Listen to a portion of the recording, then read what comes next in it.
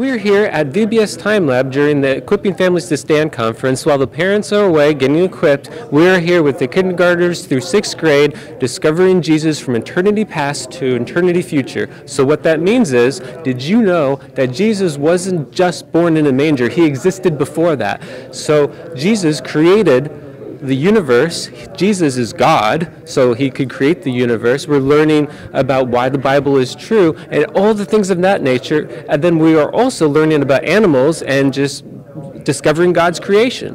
So we're going to give you a little insight what we're learning here today with the animals, and then there's many more activities going on during this time. So come join me.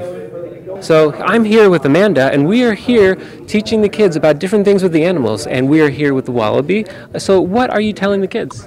We're basically teaching the kids about prey animals and predator animals.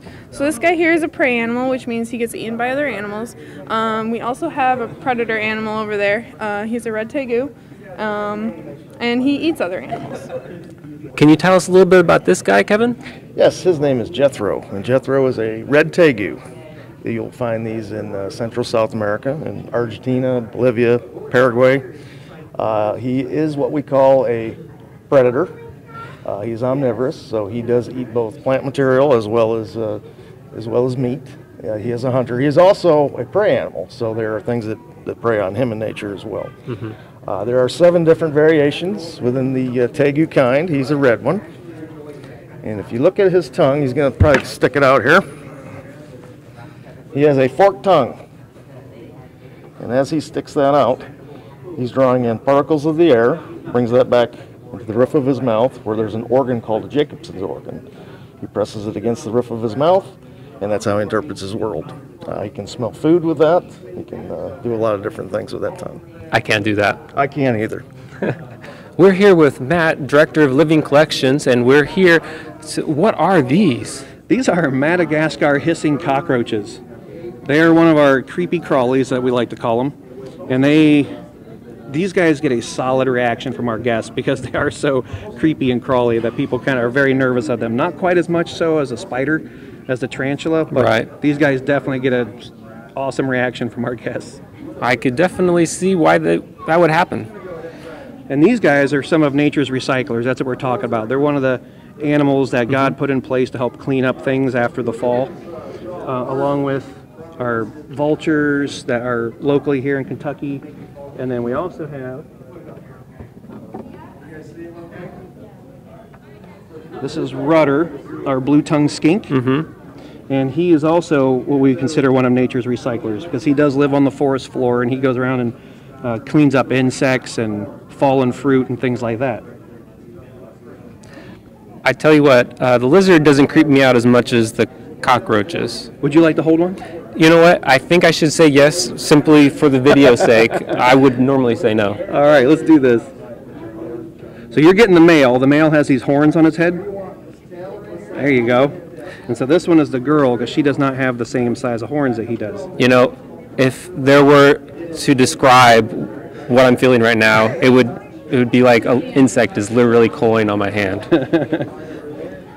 Now something else that's pretty interesting is Rudder, our blue-tongued skink, also eats cockroaches. Mm-hmm. So this is a recycler. Should I stand a little farther away then? Oh, look, he's actually taking a look. He might flash. There he goes, flashing his blue tongue at us there, so you can get a good look at that. I have to admit, this is actually pretty cool. It is pretty cool, isn't it? And this is one of the things that people are usually pretty proud of themselves when they actually pet the skink because he looks so much like a snake. Mm-hmm. And then also when they get to see and touch a cockroach like that because that's a big insect. Right. That's pretty intimidating. Well, thank you so much for your time. You're very welcome. I'm going to let you take the cockroach before... You don't let him keep going? Now these guys, they're called hissing cockroaches too because they do have the ability... Oh, look, he's looking. They do have the ability to hiss, and they actually respirate through their abdomens, through little sphericals, so they don't breathe through their mouth like we do. But when these guys are agitated, they actually hiss, kind of like a cat, but it sounds like air, and it's just air expelling through those same sphericals. That's really neat. So actually, the fact that he's not hissing tells me he's actually having a pretty good day. I'm glad for that. But you can see Rudder's actually taking some interest in him. He probably will put you back. All right, Matt, I really appreciate your time. Thank you so much. So we're with Kimberly. What do we have down here? This is Gideon. He is our African crested porcupine. And what are you teaching the kids today? We're teaching them what we're teaching all about him and what he likes and like where he's from, the things he likes to eat, like what kind he is. So can you tell me a little bit about the animal then? Yes. They are very popular in Africa and Italy.